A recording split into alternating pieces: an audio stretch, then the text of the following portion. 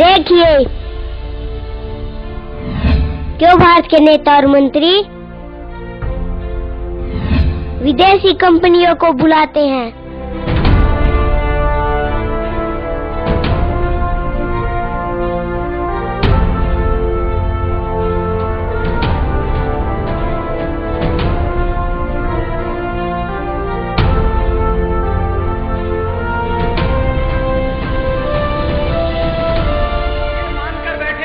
हिंदुस्तान की आजादी की स्वर्ण जयंती आ गई, 50 साल पूरा हो गया और मैं आपको आज ये बताने आया हूं कि 50 साल बाद हम ज्यादा गुलाम हो गए।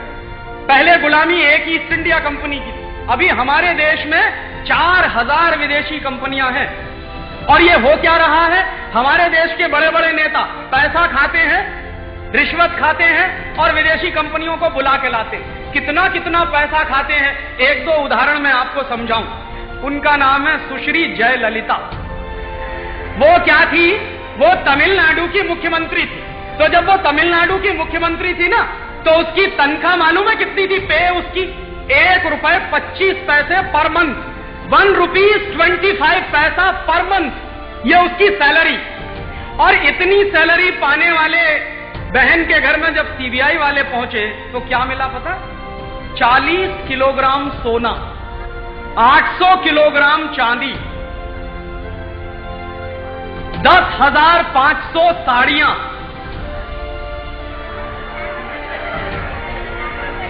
और सुनिए 7,500 सैंडल और सुनिए 44 एयर कंडीशनर और सुनिए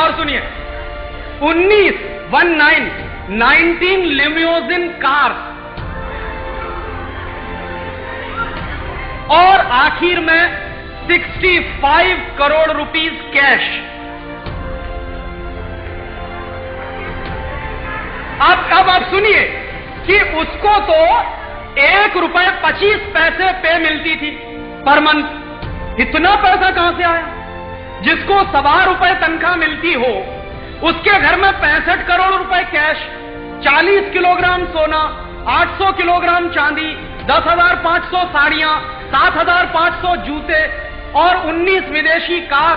इतना सब कहां से आया? तो उसकी तपास जब हुई है, अभी पूरी हो चुकी है, तो सीबीआई वालों ने बताया कि ये जब मुख्यमंत्री थी तमिलनाडु की, तो तमिलनाडु में चंदन के जंगल हैं। चंदन समझते हैं? सैंडलवुड। तो हजारों हेक्टेयर के चंदन के जंगल इसने विदेशी कंपनियों को मुफ्त में बेच दिए। तो विदेशी कंपनियों ने क्या किया?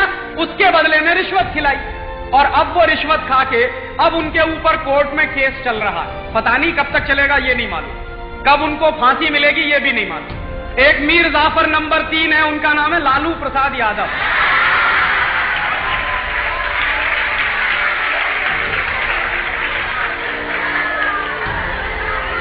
अब उन्होंने क्या किया है, सुनिए, वो इन दोनों के बाप हैं।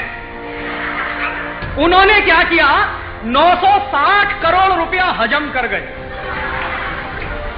माने इतने रुपए में बिहार के पशुओं को चारा मिलता, उनके लिए भोजन मिलता, गाय को, भैंस को, बकरी को, वो सारा का सारा चारे का पैसा वो खुद खा गए। जो चारा घोटाला हुआ ना, वो यही घोटाला। और देखो क्या दुर्भाग्य है इस देश का कि जो आदमी 960 करोड़ रुपए की रिश्वत खाता है, वो 7 साल तक मुख्यमंत्री रहा और अभी भी उसकी बीवी मुख्यमंत्री। तो आप जरा अपने आप से पूछिए, ये मैं कह रहा हूं इसलिए नहीं, आप अपने आप से पूछिए कि इतने बड़े बड़े मीर जाफर अगर इस देश में हैं तो क्या होगा इस देश का। सोचिए जरा, बेचारा जो मीर जाफर था वो तो करोड़ 2 करोड़ रुपए में बिका, ये तो 960 करोड़ खाते। और रोज आप अखबार पढ़िए तो कोई भी दिन ऐसा बाकी नहीं जाता जिस दिन हजारों करोड़ का घोटाला ना होता। तो आप जरा सोचिए कि क्या इसी के लिए हमने आजादी पाई? माने एक मीर जाफर के कारण 250 साल गुलाम हो गए। अब आजादी के 50 साल के बाद ऐसे ही मीर जाफरों को हिंदुस्तान में फिर से। और तब दोस्तों हम सबको ये सोचना पड़ेगा कि कुछ गड़बड़ हो रही है इस देश में। क्या गड़बड़ हो रही है? ये सारे के सारे बड़े नेता विदेशी कंपनियों को बुला बुला के उनसे रिश्वत खा खा के हिंदुस्तान को बेच रहे। सारे देशभक्त हमारे वीडियो को लाइक, शेयर और हमारे चैनल को सब्सक्राइब करें। जय हिंद।